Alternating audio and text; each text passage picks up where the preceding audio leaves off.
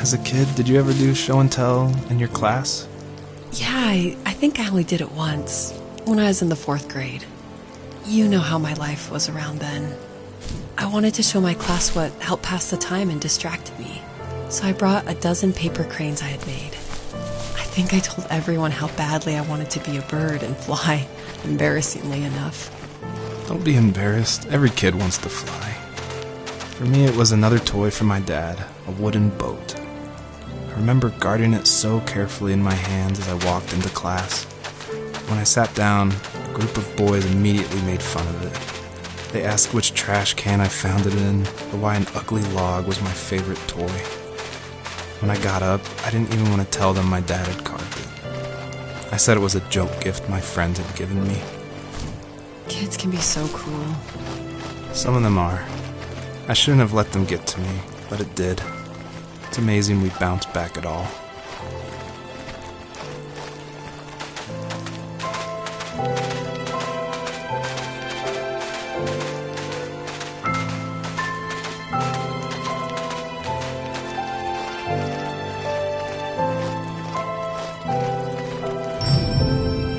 The bunnies were added because my wife, Elise, who also voices Rachel in the game, who's also helped a ton to make the game, as we were playing, she just said the world felt kind of empty and not alive enough. So I knew we needed to add some kind of life, and so the bunnies was like the first idea that came to mind. And like most of the game, I used like publicly available assets to speed up production because I was working full-time along with making this game, and we just had our first baby, a little girl named Evelyn. So I was messing with this asset called Herd Sim, and at one point, like the generation script that creates variations of the sizes of the bunny. One time I got out of control and it made like this monster bunny that towered over everybody. And I shared that GIF on Imager and Reddit, and that was a huge hit. It helped definitely gain an audience for this game. But it's hard because this game is like so serious. It's about life and death, not giant bunnies. But I knew I needed something, like a shout out to that, because it was pretty fun. So if you're able to catch all the bunnies on this map, I think there's around 13, then you'll get a special surprise. So good luck.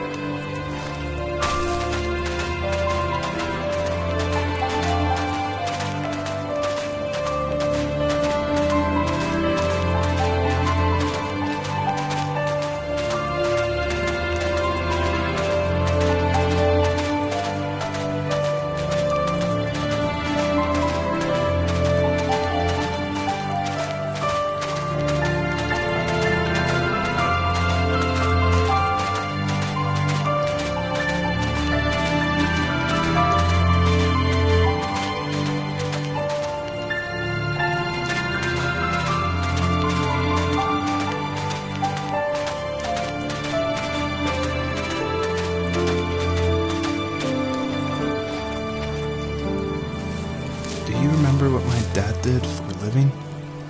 Wasn't he like a lumberjack? That's one way of putting it. If wood was a canvas, then a carving knife was his paintbrush. Even after working a 50-hour week, even after his hands were more splinters than skin, he would bring home the nicest piece of Alaskan weeping cedar and make me toys. That wooden train was the first toy I can remember, and I loved it. I just knew from a young age I was going to be a lumberjack, like my father.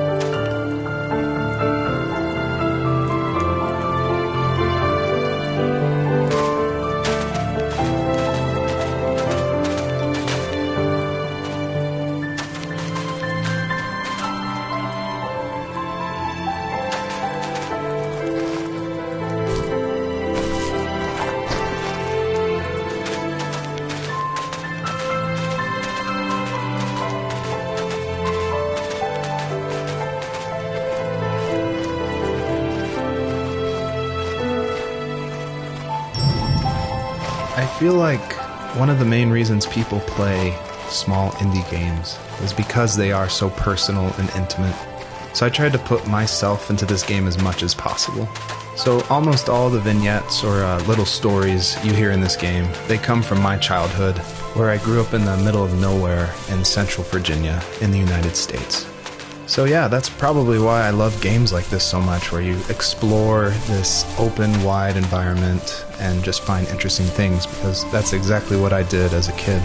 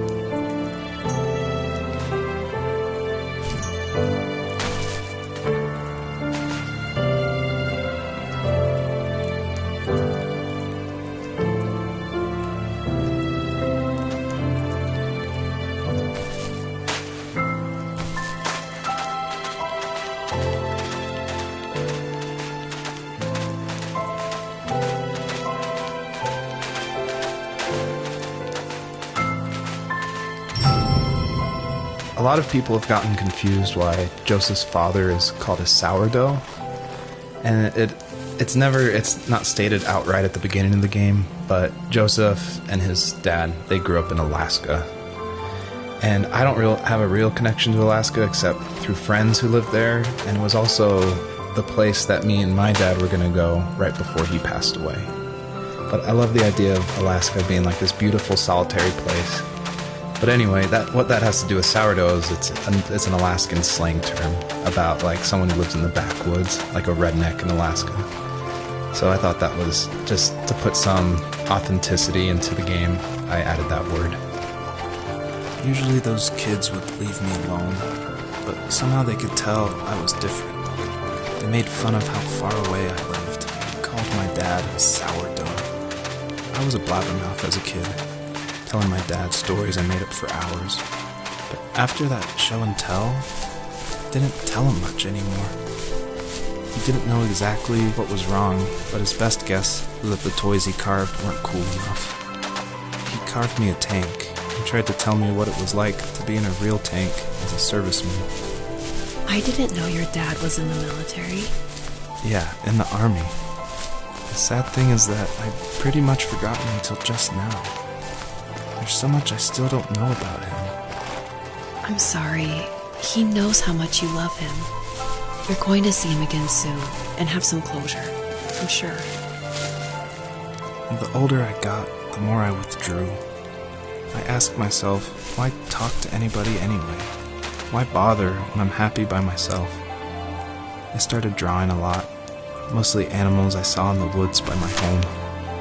I then imagined designing my own hideouts with things like TVs and pantries full of chips and cookies. I think that idea of leaving home and drawing blueprints started my career. I found a lot of solace in that. I'm not surprised, but I did the same thing, you know? There's something special about having a place to call your own. And now look at us. Well, if you count renting in an overpriced city. It's as close as we can get for now.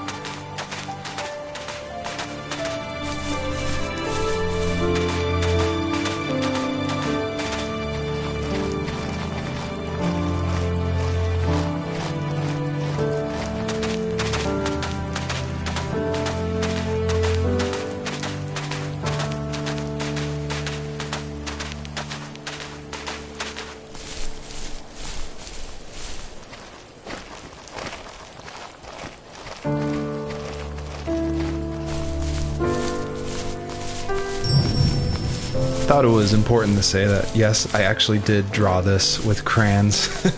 And it was just funny to me one day that I was like, I'm working on my game, and I pulled out my little 1-year-old's like crayon set to draw this item for this game. I just realized just now that I probably threw away the original. I probably should have kept it and given it away to somebody, but oh well.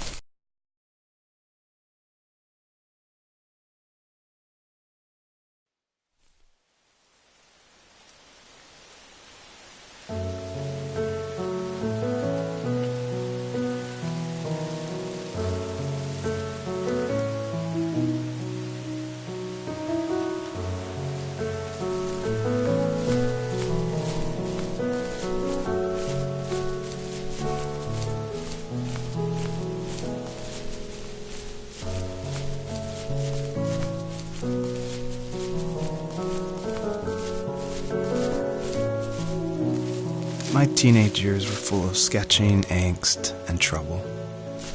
I wasn't popular or unpopular. Maybe just forgettable. I guess that gave me a sense of freedom. So I hung out with crazy kids, doing crazy things, even though I mostly just watched the chaos ensue.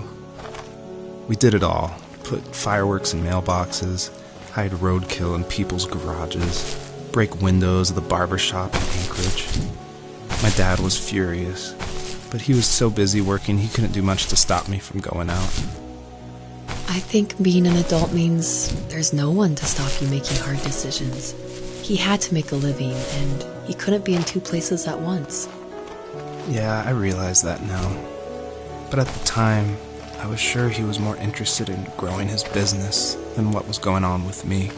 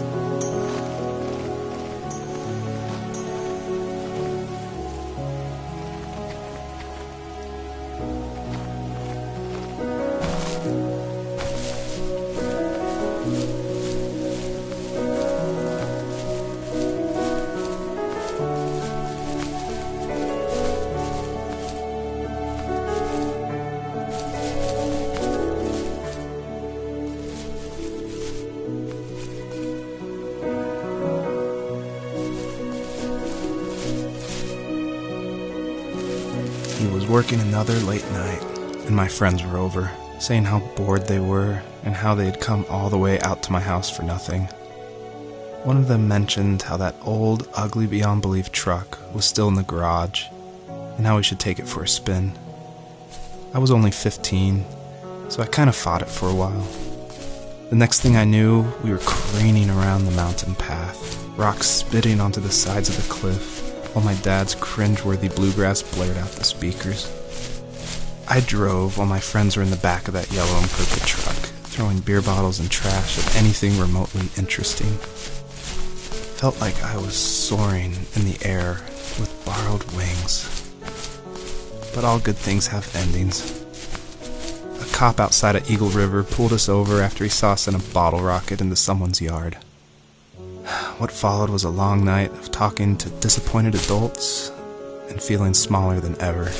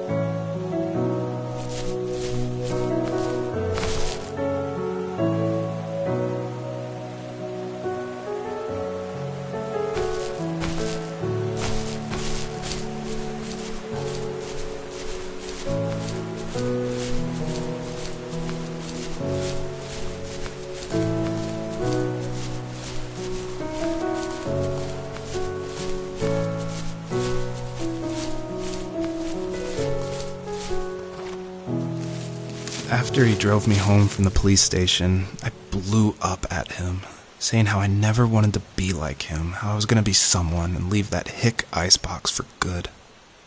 He just looked forward at the road with tired eyes. I took out that bluegrass tape from the cassette deck and chucked it out the window. In my sage teenage wisdom, I thought I had proved the ultimate point. But my dad had a different idea. He slammed the brakes, slowly bowed his head while gripping the steering wheel, and finally looked at me. All he said, like it was a polite request, was, "Make this right." I sat there in silence, fuming, but I eventually got out and combed every square inch of the woods, muttering profanity after profanity. I found it 30 minutes later, near a small waterfall off the road. I went back to the truck, put the wet tape back in, and sure enough it worked. We didn't speak another word to each other the rest of the night. Wow, I knew you were a crazy teenager, but It's hard to believe, isn't it? It surprises me too. It's like I didn't really know who that kid was back then. I bet my dad thought the same thing over and over. It's almost like he was saying, make this right, to himself, more than to me.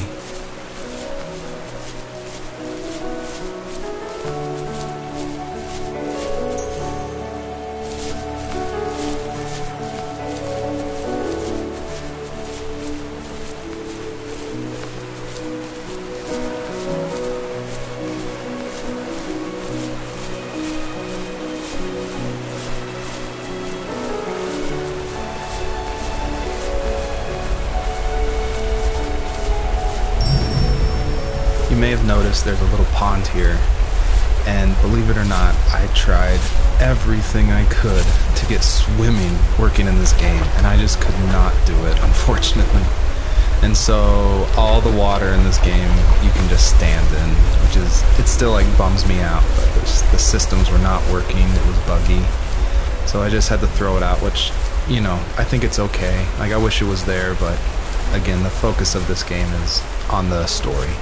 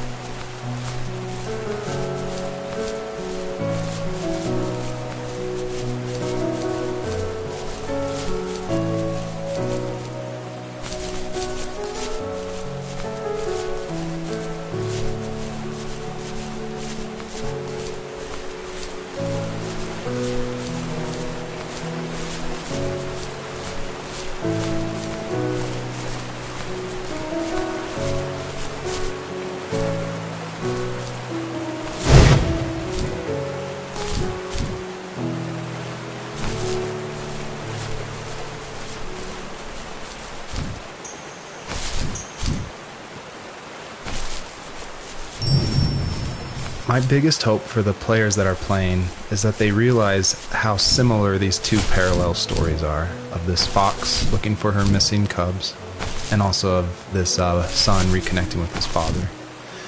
And so I try to add little touches in the voiceover and in the environment to help draw those parallels, even if they seem totally dissimilar. A big example is the truck, for instance, that Joseph grew up with.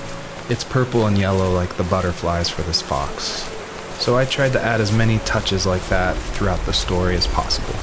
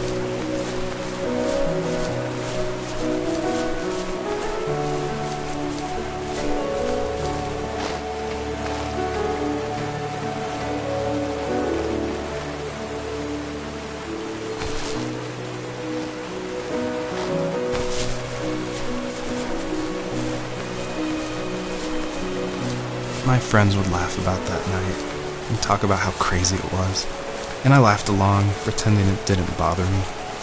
But it did. I imagined my friends growing old in the bush, unable to find that thrill in those godforsaken ice fields. It's like those mountains were a literal wall, keeping me from leaving, where all I would have to look forward to are lumber yards and evening beers. I had to climb over. That was my only goal for a long time.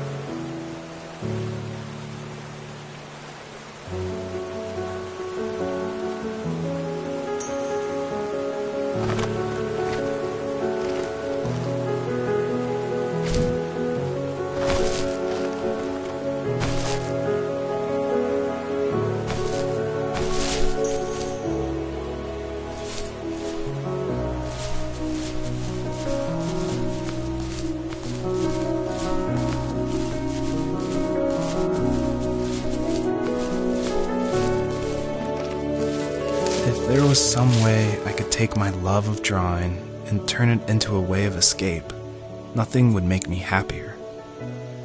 I wanted to create instead of tearing trees down. I wanted to move to the lower 48, not because I hated it there in Alaska, but I hated the idea of it. It's like all of that spite inside me had created this monster which followed me around my whole teenage years. I put so much energy into doing what others didn't expect of me. Why did I do that? There's one fact you're forgetting, though. If you didn't have that fire in you, we probably would have never met. You're absolutely right. Maybe the destination is all that matters in the end. But then why am I awake? Why am I seeing this fox go on her journey? And why can't I stop thinking about my dad?